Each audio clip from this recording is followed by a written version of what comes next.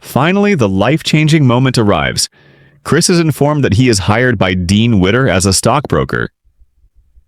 For the first time in a very long time, Chris Gardner feels true happiness. Our film kicks off in San Francisco in 1981 with Chris Gardner, an inventor who has poured his life savings into a portable bone density scanner. He's trying everything to market and sell his device, but its high cost makes it a tough sell. This financial strain is the source of many problems with his wife, Linda, who works double shifts just to help pay the bills.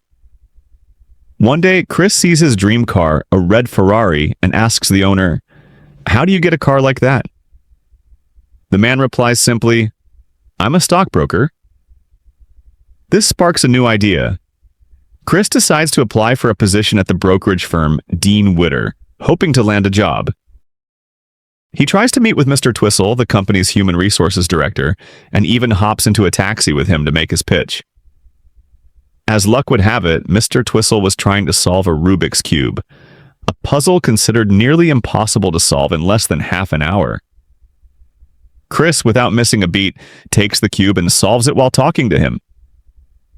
This moment of brilliance makes Mr. Twistle take note of Chris's file for when a position becomes available.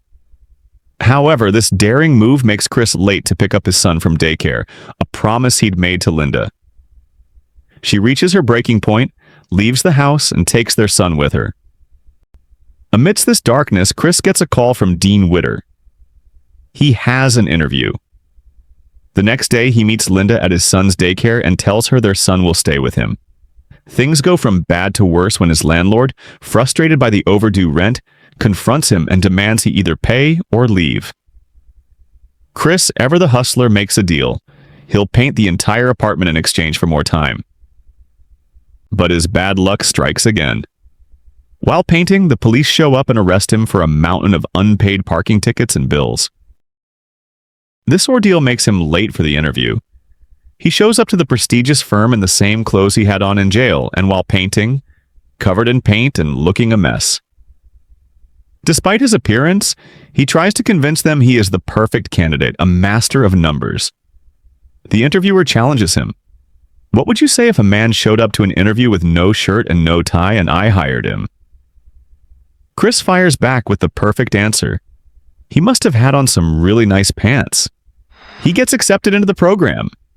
But he initially turns it down when he learns the first 6 months are unpaid.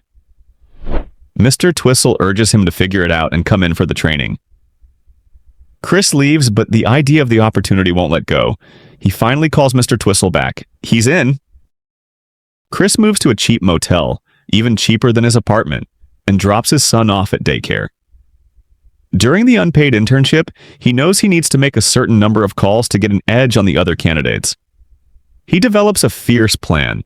He limits his water intake during work to avoid bathroom breaks, maximizing his time for more calls. Things start to look up until a letter arrives informing him that past due taxes will be automatically withdrawn from his account. Tragically, the letter arrives on the very day the deadline expires.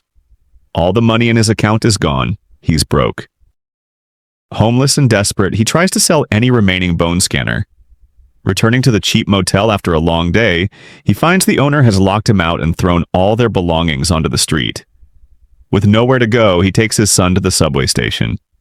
He plays a game, making up a story until his son falls asleep, and they are forced to spend the night sleeping on the floor of the station. The next days are a brutal cycle.